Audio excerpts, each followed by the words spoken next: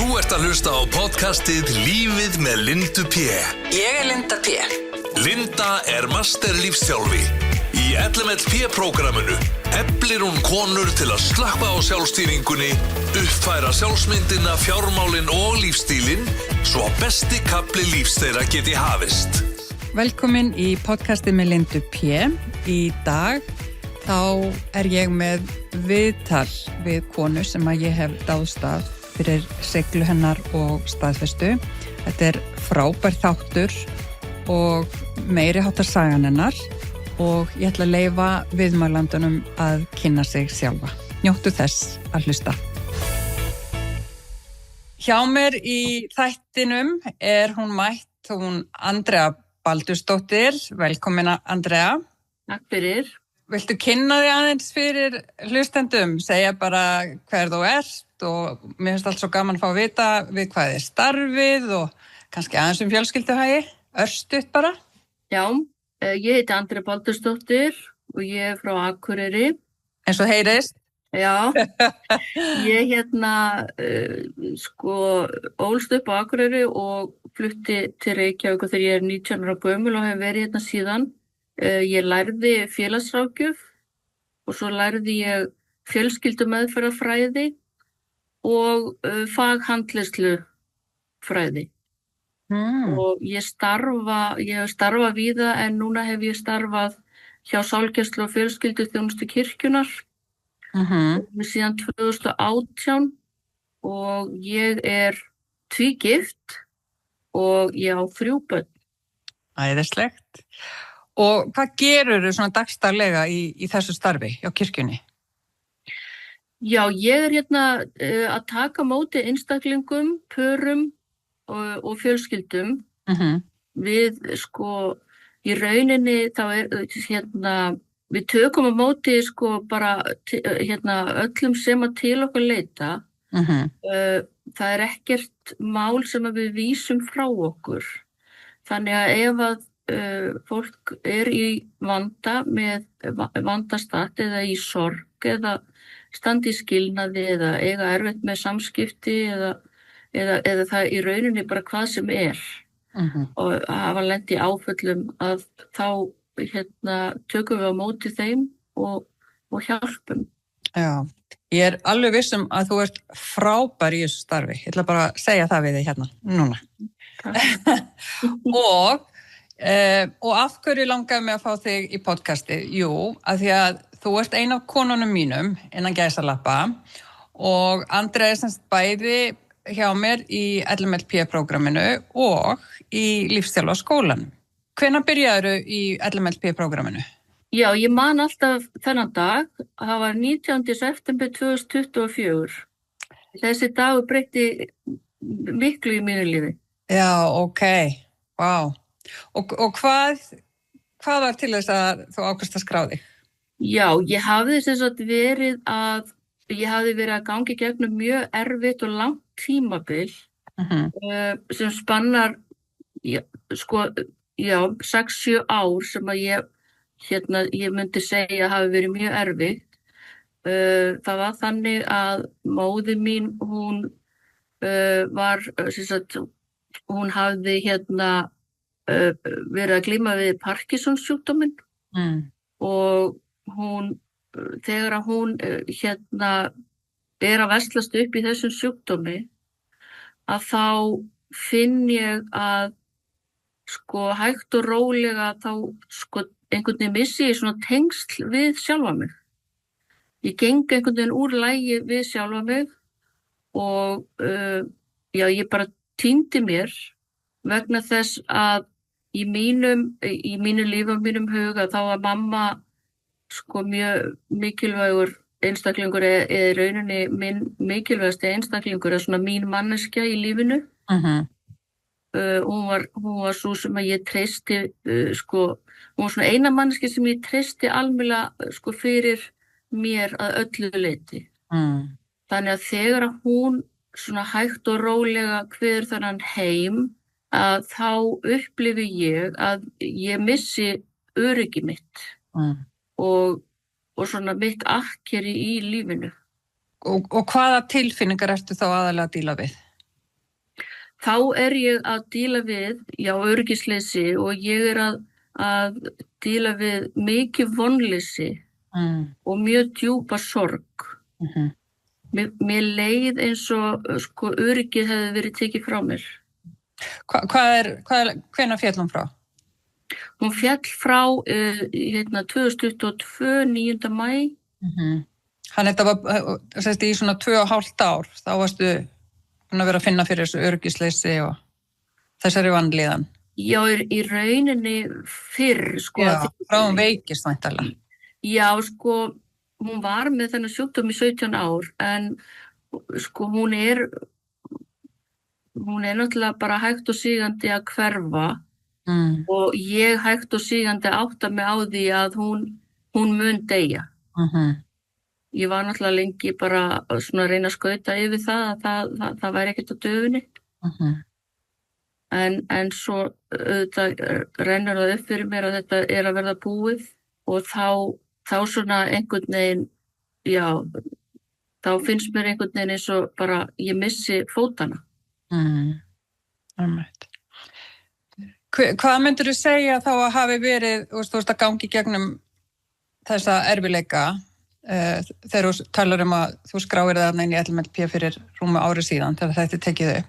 Hvað myndirðu segja hafi verið svona helsta hindrunin hjá þér áður en þú skráðið þig? Já, ég myndi segja að mín stærsta hindrun var mín eigin hugsun og tilfinningar. Sko þessi sterka tilfinning að ég væri ekki lengur örugg í mínu eigin lífi.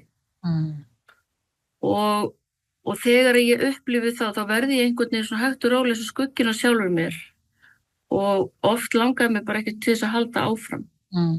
Þannig að það var svona það var þessi upplifun öryggisleysi og vonleysi. Hvað varst að gera á þessum tíma til að hlúa sjálfur þér? Ég myndi segja að það sem ég gerði til að hlúa að sjálfur mér og missa ekki alveg tampinn, að það var að mæta alltaf í vinnuna. Já, einmitt. Og ég gerði svo sem ekkert meira til þess að hlúa að mér. En hvernig fórstu að því, Andrea mín, að gefa af þér í starfinu þínu, í vinnunni þegar þú ert sjálf á svona erfiðum stað? Það er nefnilega þetta sem er svo skrítið og ég held að þetta sé reynsla að sko þegar ég er í vinnunni það er svona eins og ég skipti ham og í vinnunni minni er ég örugg að því ég veit hvað ég er að gera og ég er að aðstoða annað fólk með sín vandamál, ég er ekki að fókusa á mig en svo þegar ég sko fór heim að þá einhvern veginn hellist yfir mig mitt eigið líf og angist. Þannig að þú stígur í raun að vera inn í annað hlutverk. Já. Skilur þitt eftir. Já, og þetta er eitthvað sem að ég sem fagmaður, sko að því ég er félagsráðgjafi í grunninn, að síðan ég útskrifast úr félagsráðgjafi þá okkur er kennt sko þetta með, þú veist, það er einkasjálf og svo starfsjálfið. Og ég myndi segja að reynslan hafi hjálpað mig þarna að ég gat aðskilið þetta svo vel. Einkasjálf og starfsjálfs. Já. Já, ok, þannig að félagsráðgjöfin og núna ertu nemandi hjá mér í lífsþjálfarskólanum. Hvað var til þess að ákvaðast að bæta því líka við? Já, ég hef mikinn áhuga á sko að því ég á búin að vera í prógraminu og mér fannst það svo rosalega flott og vel uppbyggt og metnaðarfullt og talaði svo vel til mér. Þetta var einhvern veginn bara það sem ég þurfti að þá einhvern veginn varði ég að vita hvað væri á bakvið það. Það bara, þú veist, ég þarf alltaf einhvern veginn að kafa ofan í hlutina. Þannig að það var ekki spurning í mínum huga, ég ætlaði að læra þetta. Og hverju þá ertu þá búin að komast með að fara á dýptina núna í skólanum? Þegar þetta er tekið upp, þá ertu rúmlega hálfnuð í náminu. Hverju ertu búin að komast að? Vá, það er svo margt. En sko, já, það er auðvitað að hugsanir skipta alveg gríðarlega miklu máli. Hvernig við hugsum, það skapar tilfinningar og þegar við erum komið með einhverja tilfinningu að þá bregðust við einhvern veginn alls konar við í lífinu og þannig að niðurstaðan í þínu lífi snýst hvernig þú hugsar. Og bara þetta sem við erum að tala núna, hverju hefur þetta breytt í þínu lífi fyrir þig? Já, bara svo mörgu. Sko, ég dvel miklu betur í sjálfri mér og ég tekst miklu betur á við erfiðar tilfinningar. Ég meðvituð hvað ég að hugsa og þegar ég kannski ekki búin að vera meðvituð hvað ég að hugsa og finn einhverja tilfinningu að þá bakka ég og hugsa, af hverju finn ég þessa tilfinningu? Hvað hef ég verið að hugsa? Og svo það líka sko þetta með að skoða hugsanir sínar og setja það niður á blað og flokka þær. Hvað er bara hugsun og hvað staðreynd? Af því að oftast erum við ekki með margar staðreyndir í allri hugsanaflækjunni. Það nefnilega, þegar maður fer að gera þessa vinnu, þá allavega tala út frá mér, þá kom mér það á óvart hvað stór hluti að þessu sem eru bara hugsanir okkar, en ekki staðreyndir. Og góðu fréttirnar að við getum breytt hugsunum, en ekki staðreyndum. Já, akkurat. Það stóra málið. Já, einmitt. En ég nefnilega hjá eftir einu sem talar áðan, það var öryggisleysið, þá langar mig að spyrja aðeins, hvaða hugsun eða setning annarkvort úr LMLP-prógramminu eða bara úr náminu þínu í lífsþjálfarskólanum, hvaða setning eða hugsun hefur haft mest áhrif á þig? Er eitthvað sem að þú hefur heyrt eða lesið sem þú hugsa reglulega til dæmis? Já, sko, setningin ég mitt eigið öryggi, Linda. Það sko, ég fæ alltaf gæsahúð þegar ég tala þetta, að það var svona ljósapyru augnablik í mínu lífi þegar þú segir svo fallega frá og gefur okkur LMLP-konunum þessa gjöf að segja frá því þegar þér fannst þú missa þitt eigið öryggi að þinn lífsþjálfi hafi sagt, og þetta var svo sterkt hvernig þú sagðir þetta. Linda, það var ekki að tekið frá þér neitt öryggi. Nei, þú ert þitt eigið öryggi. Já. Og þarna var ég bara alveg vá. Þetta var bara það sem ég þurfti. Þannig að þessi setning er mér mjög kær og ef að þú gast fundið öryggið eftir að hafa mist þitt fyrirtæki, þá hlýt ég að geta fundið mitt öryggi í sjálfur mér. Og þú getur það og við getum það allar. Það er góða við þetta. Að við þurfum ekki að hengja öryggi okkar á annað fólk eða aðstæður. Þegar við búum þær til með því hvað við kjósum að hugsa okkur sjálfar og líf okkar. Og þetta var algjörlega umbreytandi setning þegar þetta var sagt mig og ég svo glöð að ég fá að lána ykkur þessa hugsun áfram. Algjörlega. Að gefa. Já, einmitt. Svo náttúrulega fleiri setningar auðvitað. Já, lát heyra. Já, til dæmis eins og bara, þú veist, við getum allar tilfinningar eru bara tilfinningar, það ekki hættulegt. Þú veist, og ég kona sem get allar tilfinningar, ég ræð við þær. Og það var til dæmis svona hefur verið mjög sterkt í mér.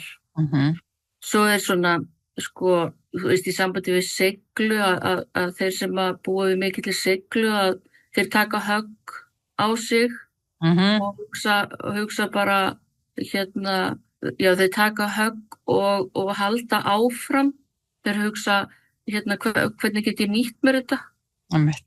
Þetta mótlæti. Ég var gerð fyrir þetta mótlæti, hvernig ætla ég að sigra í þessu. Og nýta mér mótlætið og erfiðleikana bara sem stökkpall. Já, einmitt. Í næsta kafla. Já.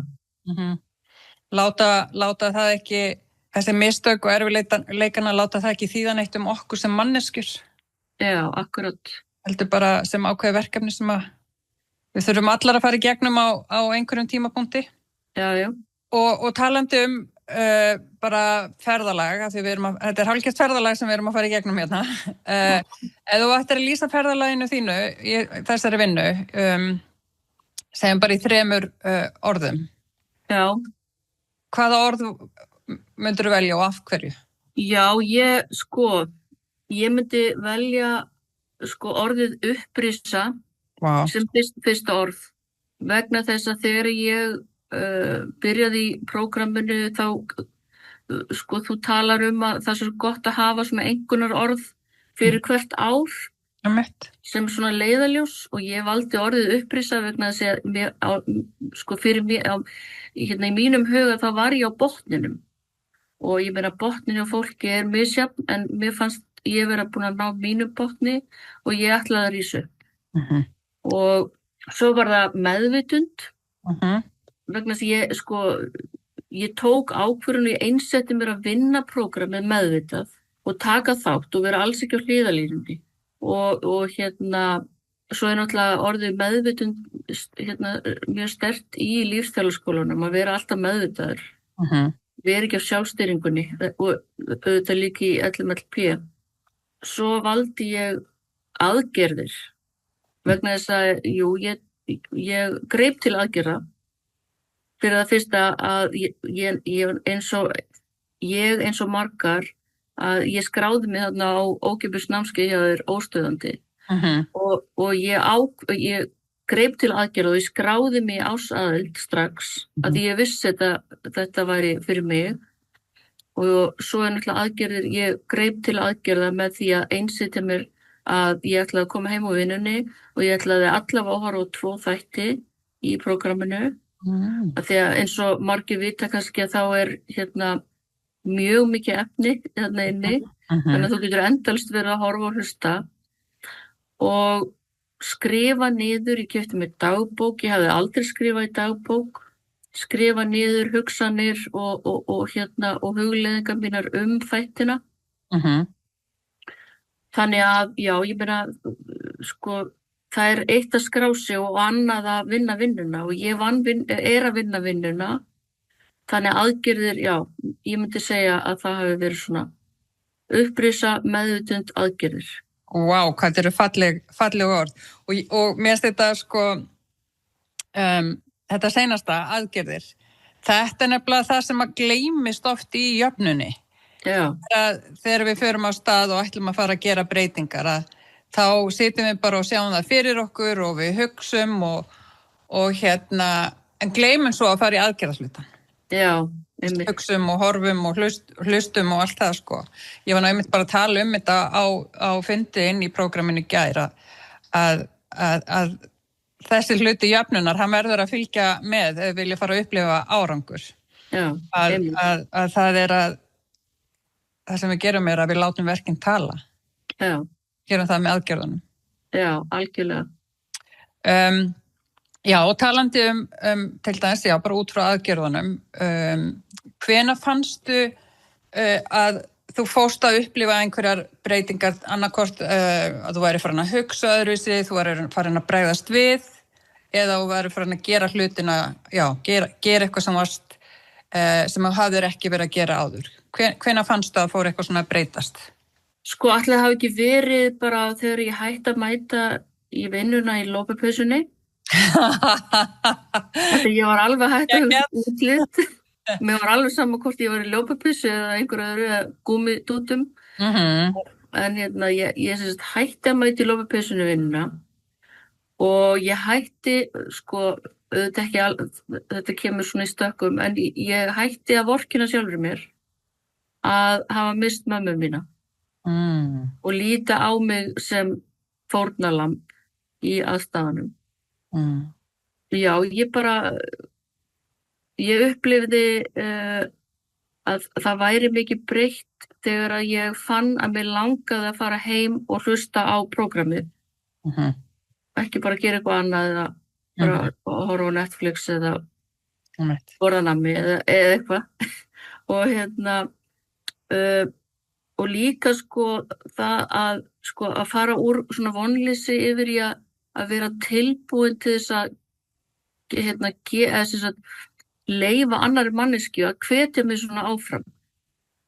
Af því ég þurfti að leyfa það, skilur að fá bara lánað frá þér sko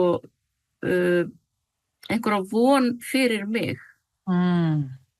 Og hvað var til þess að þú gafst þér leyfi? Sko, ætli það sé ekki þessi undirliggjandi sko sigla, þú veist, mér langaði ekki að gefast upp. Og ég hugsaði með mér, ég hef engu að tapa, ég ætla að leyfa þessu prógrami að vinna með mér og vinna fyrir mig. Hvað var til þess að ég ákvað að gefa leyfi? Já, það bara sko, ætli það hafi ekki bara verið þrá betra líf. Ég vildi einhver svona vonar neisti. Já, ég vildi komast upp úr þessu. Já, einmitt. Að þú varst að tala lopapeysuna, það ekkert víst að allir átti sig á því sem að hlusta býtu. Hvað hann að tala lopapeysuna? Getur útskýrt það aðeins betur? Hvað var til þess að þú fórst að pæla betur í hvernig þú væri til höfður og mætti til vinnu? Já, það með fullri virðingu fyrir lopapeysunni, sko. Já, sko, hvað var til þess? Sko, það náttúrulega kennt inn í LMLP að hugsa vel sig. Og fegurð og heilsa og stíll og umhverfi og útlit og allt þetta, að þetta ýtir allt undir velíðan hjá okkur konum. Einmitt. Ég held að það sé ekki til kona sem að líður ekki betur ef hún hugsar vel sig. Einmitt. Þannig að þetta náttúrulega, sem þú segir, þetta náttúrulega allt partur af sjálfsmyndarvinnunni, hvernig við förum að hugsa okkur, það langar okkur meira að hafa okkur aðeins til og þegar við gerum það, þá hefur það keðjuverkandi áhrif á okkur líður ennþá betur. Já.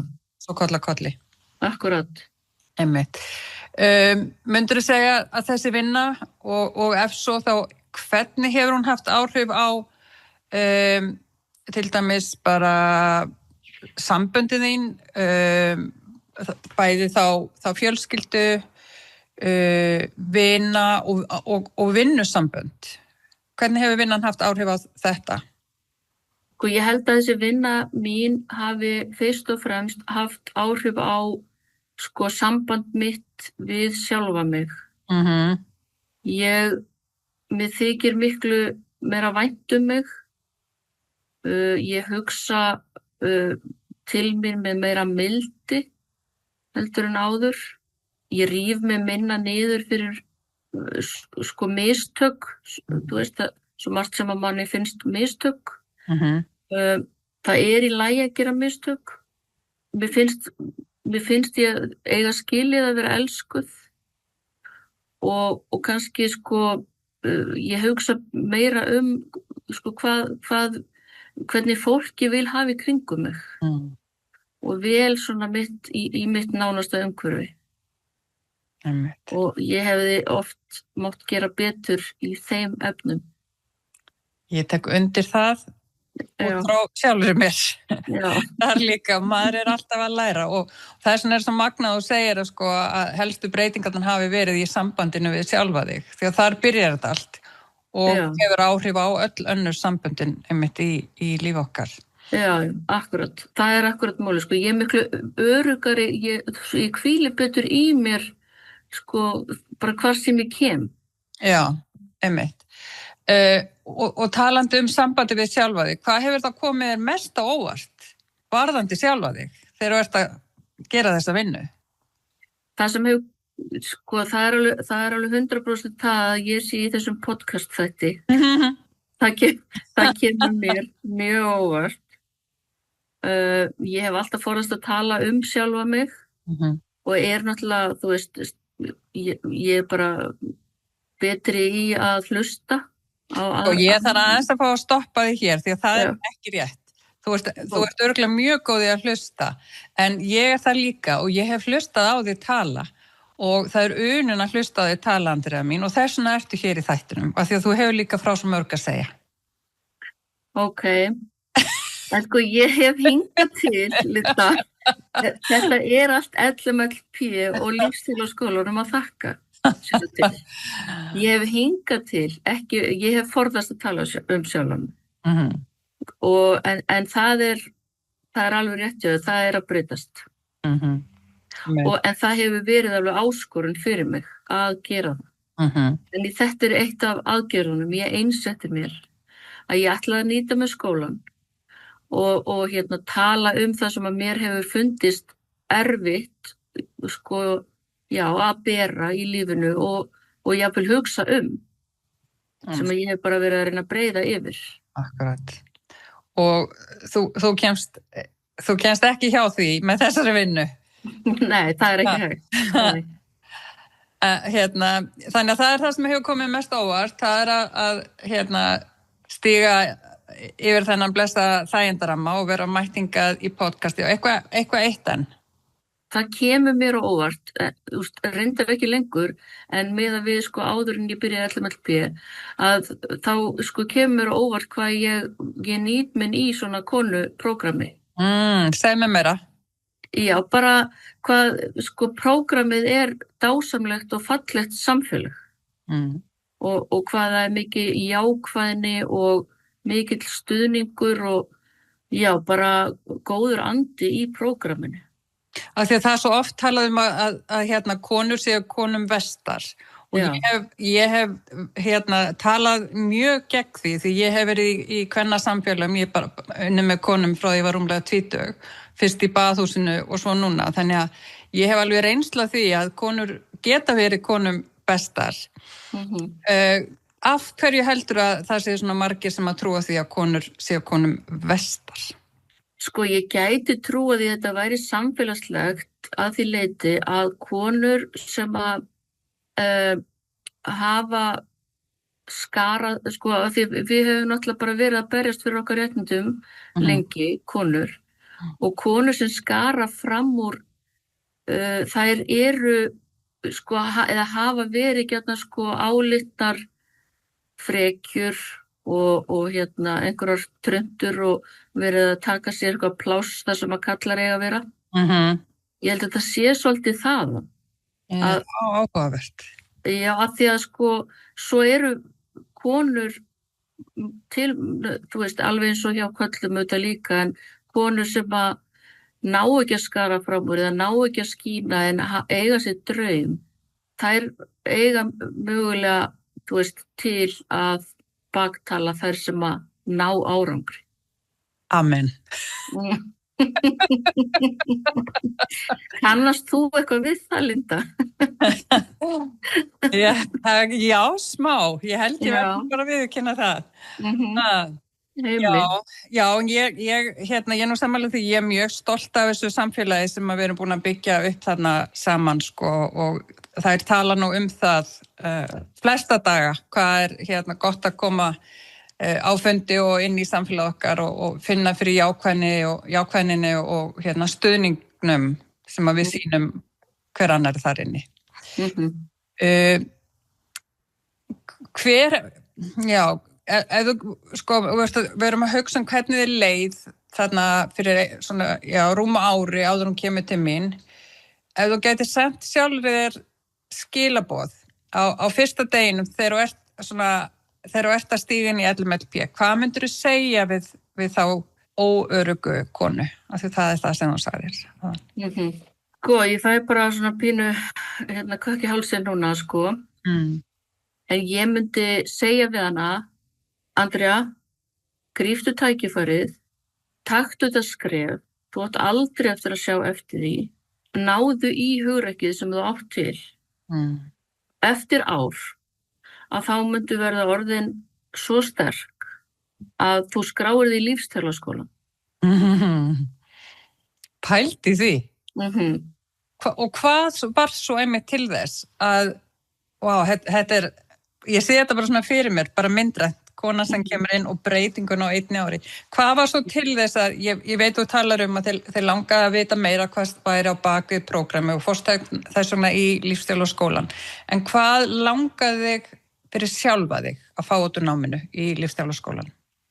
Já, mér langaði að finna aftur styrk minn, mér langaði að vinna í sjálfri mér og vinna úr mínum bara tilfinningum og hugsunum og einhvern veginn verða aftur bara hugrökk manneskja.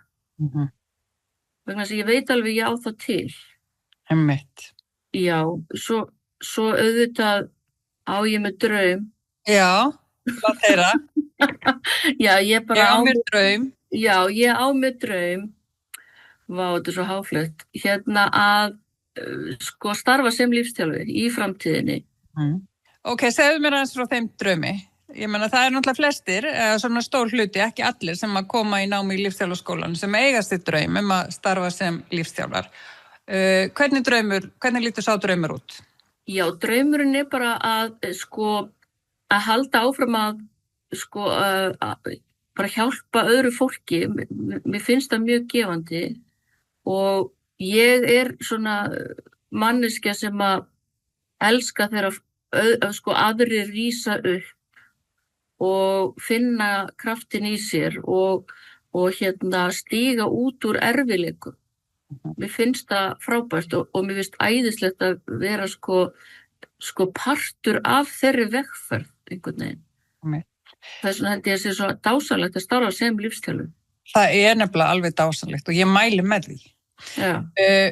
En núna eins og, þú ert rúmlega hálfnuð í náminu þegar þessi þáttur hefurðu náð að nýta þér námið þar sem þú ert að læra í starfiðinu hjá kirkjunni? Já. Það ekki spurning. Það gerðist bara strax. Já. Hvernig þá? Þá aðalega bara í tækninni sem þú ert að nota í samtölunum með það? Já. Ég í mínu fyrranámi að þá lærum við margar aðferðir. Og svo lærir maður það að blanda þessu svolítið saman og nota það sem að við ákveðru sinni. Og lífsþjálfun bara að koma inn eins og enn eitt verkfæri fyrir mig. Þegar það á við. Einmitt. Og svo verður einhvern veginn þegar maður svona lifir og hræðist eins og þú ert að gera og ég og í þessum lífsþjálfara fræðum inn í prógraminu og svo ennþá meira inn í lífsþjálfarskólanum þá einhvern veginn fer þetta einhvern veginn að vera bara svona partur af því hvernig maður hugsar og hvernig maður fer í gegnum daginn. Já. Hvað til dæmis hvað hefur breyst hjá þér til dæmis eitthvað sem þú hefur áður verið að láta halda aftur af þér sem að þú myndir ekki gera í dag? Já, það til dæmis að segja bara já við því sem að mér finnst erfitt. Eins og að koma fram opinberlega. Einmitt. Að taka að mér verkefni sem að ég hef kannski veigrað mig við og það snýst voða mikið að vera í sviðsljósinu. Að það eitthvað þá sem að hefur hræðist, bara að það megi ekki vera of bjart í kringu þig? Já, þú veist, mér finnst betra að falla í hópinn. Já, það ekki alveg ótrúlega algengt hjá konum að segja það? Jú. Einmitt. Ég held að það sé allt og algengt. Og líka þarna talandi að gefa sér leyfi, ég meina, hvaða hugsun breyttist hjá þér þarna að leyfa þér að skína? Já, það bara, hugsunin bara, þú veist, af hverju ekki ég eins og einhver annar? Þú veist, ég ekki bara jafn góð og næsti maður eða kona við mig? Og það bara alveg eðlilegt að ég taki pláss. Einmitt. Ég að skrifa niður, það svo margt dásanlegt sem þú segir.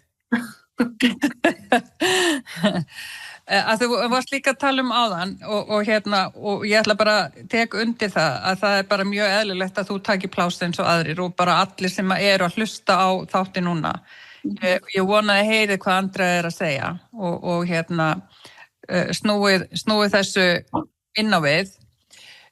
Að þú varst að tala að ég kenni ykkur svo mikið bæði í prógraminu og ekki, náttúrulega þið læri mjög mikið það í skólanum að vera meðvitaður og í staðin fyrir að vera á sjálfstýringunni. Hvað þýðir það fyrir þig í dag að lifa lífinu meðvitað? Þetta er djúp spurning, ég veit það. Já, það þýðir að taka ábyrgð, að þetta ekki hug að hugsa sig sem fórnarlamb í aðstæðum. Já. Fórnarlamb lífsins. Já. Einmitt. Ok.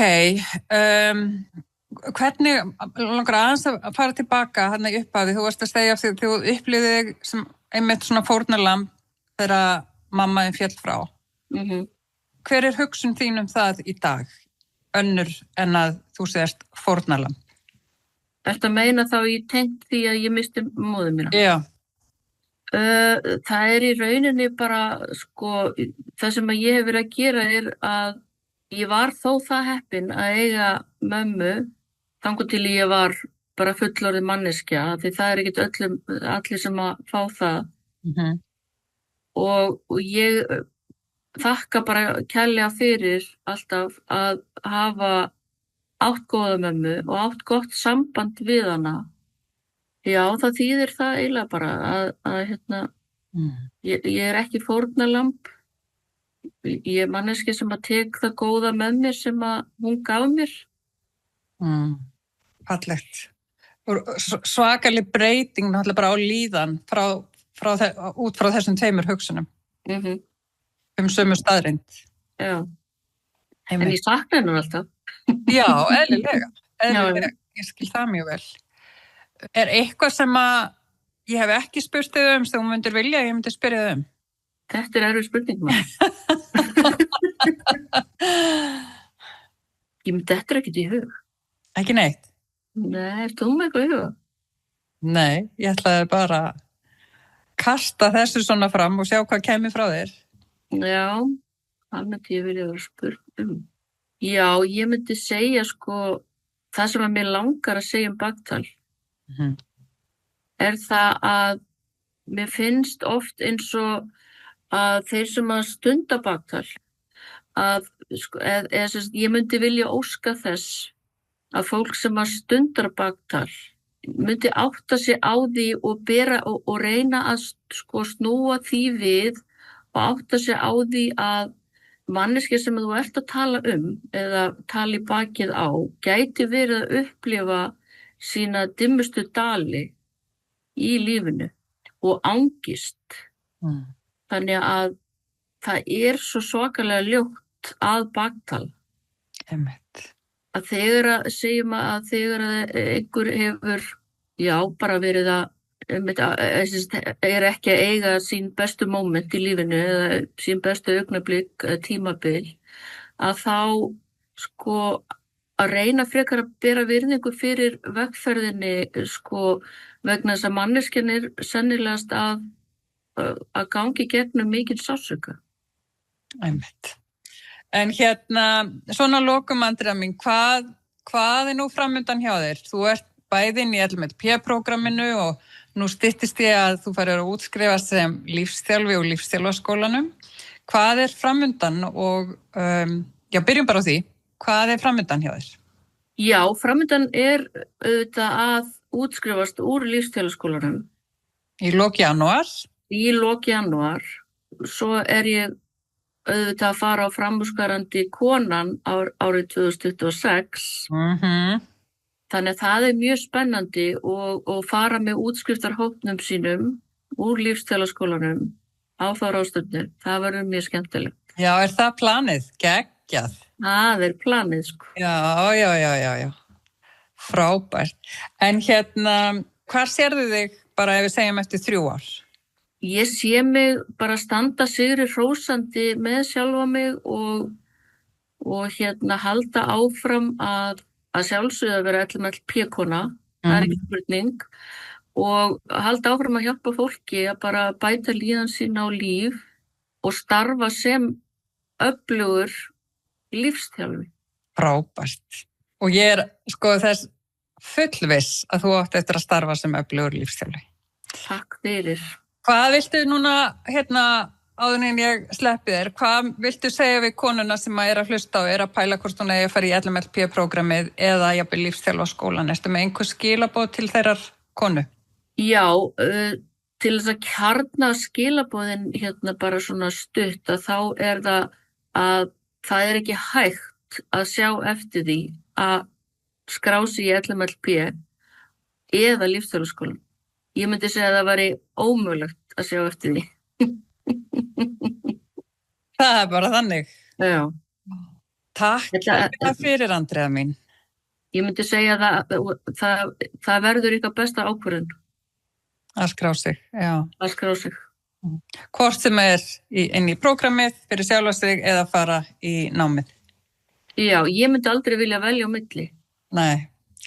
En það þið flestar á báðum það sem eru í skólanum, þær eru líka inn í LMLP-prógramminu. Já.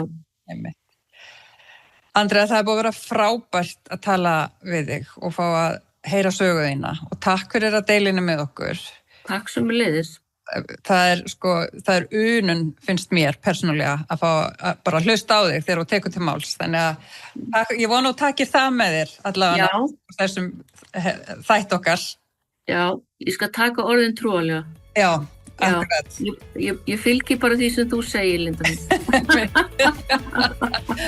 Æðislegt, þannig að takk kærlega fyrir og þið sem að hlusta, takk fyrir að hlusta og við heyrumst aftur í næsta þætti. Lífið með Lindu P. Ég hannaði prógram til þess að hjálpa þér að bæta líf þitt. Það algjörlega magnað. Þú finnur það hvergi annars staðar, það virkar og þú verður óstöðvandi. Lindu þætti mjög væntum ef þú gefur henni 5 stjörnu meðmæli í podcast-appinu þínu. Nánari upplýsingar lífið með Lindu P. prógrammið finnurðu á heimasíðunni lindap.com.